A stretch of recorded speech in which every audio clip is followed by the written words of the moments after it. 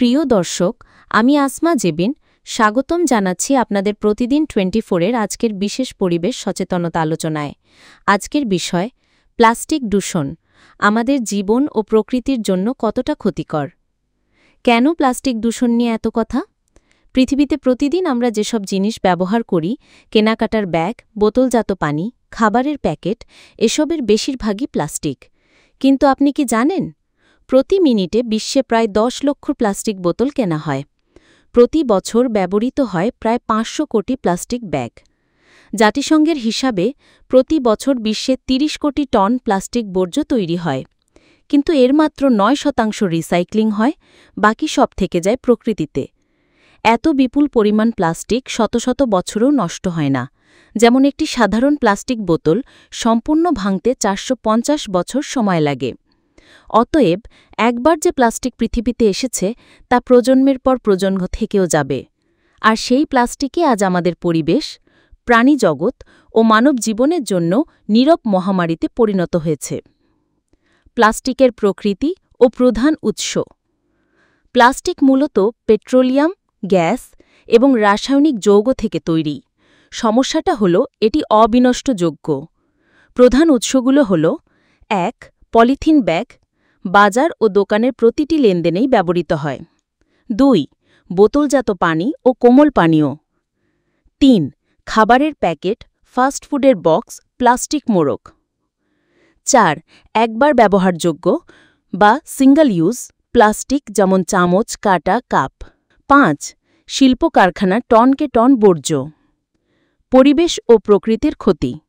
পানি দূষণ, নদী, খাল, সমুদ্রে জমে জলজ প্রাণী হত্যা করে। জলাবদ্ধতা, শহরের নালা, ড্রেন আটকে দেয়। প্রাণী জগৎ, মাছ, পাখি, কচ্ছপ, ডলফিন প্লাস্টিক খেয়ে মারা যায়। বিজ্ঞানীরা বলছেন প্রতি বছর প্রায় 10 লক্ষ সামুদ্রিক পাখি এবং 1 লক্ষ সামুদ্রিক প্রাণী প্লাস্টিক খেয়ে মারা যায়। মানুষের শরীরে প্রভাব। আপনি হয়তো ভাবছেন প্লাস্টিক তো আমরা সরাসরি খাই না, কিন্তু সত্য হল প্লাস্টিক মাইক্রোপ্লাস্টিক কণায় ভেঙে খাবার ও পানির সাথে আমাদের শরীরে প্রবেশ করছে। বৈজ্ঞানিক গবেষণায় দেখা গেছে প্রতিটি মানুষ গড়ে প্রতি সপ্তাহে প্রায় 5 গ্রাম প্লাস্টিক শরীরে গ্রহণ করছে। অর্থাৎ একটি ক্রেডিট কার্ডের সমান প্লাস্টিক আমরা খেয়ে ফেলছি অজান্তেই। এগুলো শরীরে গিয়ে সৃষ্টি করছে ক্যান্সারের ঝুঁকি, হরমোনের অসামঞ্জস্য, লিভার ও কিডনির ক্ষতি, শিশুদের বিকাশে মারাত্মক প্রভাব।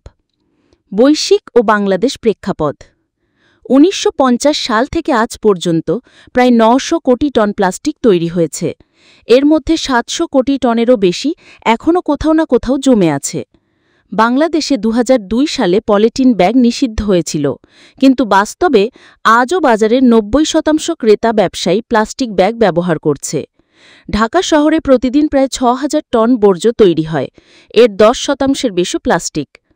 এই বর্জ্য মাটিতে, পানিতে মিশে গিয়ে পরিবেশের ওপর ভয়াবহ প্রভাব ফেলছে। সমাধান ও টেকসই উদ্যোগ। সমস্যা ভয়ঙ্কর, কিন্তু সমাধান অসম্ভব নয়। করণীয় পদক্ষেপ: 1. একবার ব্যবহারযোগ্য প্লাস্টিক কমানো। বাজারে কাপড়ের ব্যাগ ব্যবহার, নিজের পানির বোতল বহন। 2. রিসাইক্লিং বাড়ানো। প্লাস্টিক আলাদা করে সংগ্রহ করা এবং পুনর্ব্যবহারযোগ্য শিল্প গড়ে তোলা। 3. বিকল্প ব্যবহার, পাট, বাঁশ, কাগজ, ধাতুর জিনিস ব্যবহার করা। 4. ব্যক্তিগত সচেতনতা। চা খেতে গেলে প্লাস্টিক কাপ নয়, কাঁচের গ্লাস ব্যবহার করা। 5. নীতি ও আইন প্রয়োগ। নিষেধাজ্ঞা কাগজে নয়, বাস্তবে কার্যকর করতে হবে। আন্তর্জাতিক উদাহরণ: ডেনমার্ক ও সুইডেন বর্জ্য আলাদা করে সংগ্রহ এবং রিসাইক্লিং বাধ্যতামূলক। জার্মানিতে বোতল ফেরত দিলে গ্রাহক টাকা ফেরত পান। রুয়ান্ডায় প্লাস্টিক ব্যাগ পুরোপুরি নিষিদ্ধ, কেউ ব্যবহার করলে কঠোর শাস্তি। এসব থেকে শিক্ষা নিয়ে বাংলাদেশেও সচেতনতা ও কঠোর আইন প্রয়োগ জরুরি। প্রিয় দর্শক, প্লাস্টিক দূষণ শুধু পরিবেশ নয়, আমাদের স্বাস্থ্য, অর্থনীতি ও ভবিষ্যতের জন্য মারাত্মক হুমকি। আমাদের এখন পরিবর্তন আনতে হবে।